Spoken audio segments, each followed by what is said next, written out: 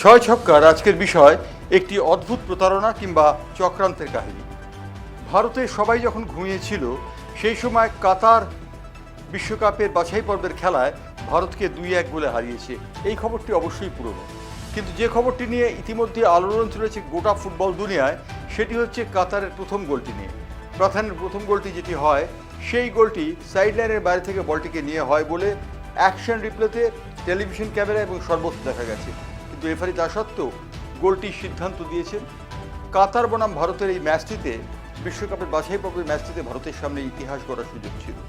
তৃতীয় রাউন্ডে পৌঁছতে পারলেই ভারত ইতিহাস গড়তে পারত, কিন্তু ভারত কাতারের কাছে 1-2 গোলে হেরে গিয়ে ছিটকে গেল এই প্রতিযোগিতা থেকে। অথচ ভারত কাতারের বিরুদ্ধে 1 গোলে এগিয়েছিল। চান্তের কলা গোলে ভারত এগিয়েছিল 1 গোলে, কিন্তু শেষ পর্যন্ত রেফারির একটি চক্রান্তের ফলে ভারত কিন্তু পারল না ইতিহাস করতে। 1-1 হওয়ার পরই ভারতীয় খেলোয়াড়রা হতোদ্যম হয়ে পড়েন এবং তারপর কাতারের এক খেলোয়াড় গোল করে খেলার মধ্যে প্রাধান্য নিশ্চিত করেন কাতারে। কাতার এমন একটি জায়গা যেখানে ডলার আকাশে বাতাসে ওড়ে। সেই ডলারে কি রেফারি বিক্রি হয়ে গেলেন?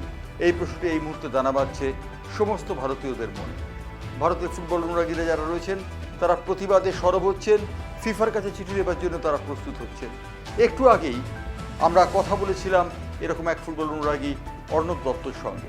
অর্ণব দত্ত আমাদের জানিয়েছেন যে তারা সমস্ত ভারতীয় ফুটবল অনুরাগীরা প্রস্তুত হচ্ছেন ফিফার কাছে একটি চিঠি লেখার জন্যে যে ভারতকে অন্যায়ভাবে ছিটকে দেওয়া হয়েছে বিশ্বকাপের বাছাই পর্বের খেলা থেকে।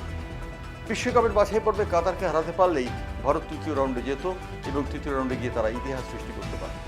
কিন্তু সাইড লাইনের বাইরে থেকে একটি বলকে টেনে এনে সেই বলটিতে গোল দেওয়া নিঃসন্দেহে দুর্ভাগ্যজনক। এবং সেই গোলটি দেওয়া হয়েছে যখন রেফারি কিন্তু কনসাল্ট করেছেন টিভি আম্পায়ারের সঙ্গে বা টিভি রেফারির সঙ্গে, কিন্তু তা সত্ত্বেও তিনি তার সিদ্ধান্ত অনমনীয় ছিলেন। কিসের জন্য? পেট্রোডলারের জন্য? আমরা জানি না কেন এই জিনিস হচ্ছে। আমরা জানি যে একটা সময় রিভাল্ডো, ব্রাজিলের খেলোয়াড়, বিশ্বকাপে একটি কারণে তার টিভি রেফারি অর্থাৎ টিভি দেখে তার বিরুদ্ধে সিদ্ধান্ত নেওয়া হয়েছিল। রিভাল্ডোর বিরুদ্ধে যদি সিদ্ধান্ত নেওয়া যায়, কাতারের বিরুদ্ধে কেন সিদ্ধান্ত নেওয়া যায় না? পেট্রোডলারে কি কাতার কিনে নিয়েছে রেফারিকে? এই প্রশ্নটি বড় হয়ে দেখা দিয়েছে। আরও একটি প্রশ্ন বড় হয়ে দেখা দিয়েছে, সেটি হচ্ছে ইগর স্টিম্যাচের কোচিং। ইগর স্টিম্যাচকে নাকি 2026 পর্যন্ত ভারতীয় ফুটবল ফেডারেশন প্রায় 33 লক্ষ টাকা মাসে দিয়ে তাকে রিটেন করছে। আমরা জানি না এই খবরের সত্যতা কত। একটু আগে আমি নিজে কল্যাণ চৌবে, ভারতীয় ফুটবল ফেডারেশনের প্রেসিডেন্টের সঙ্গে কথা বলেছিলাম। কল্যাণ চৌবে আমাকে জানিয়েছেন তাঁর এরকম কোনো কথা জানা নেই, কিন্তু সমস্ত ওয়েবসাইট, সমস্ত সংবাদ মাধ্যম, সমস্ত সংবাদপত্র জানাচ্ছে ইগর স্টিম্যাচের সঙ্গে নাকি 2026 পর্যন্ত চুক্তি পাকা হয়ে গেছে।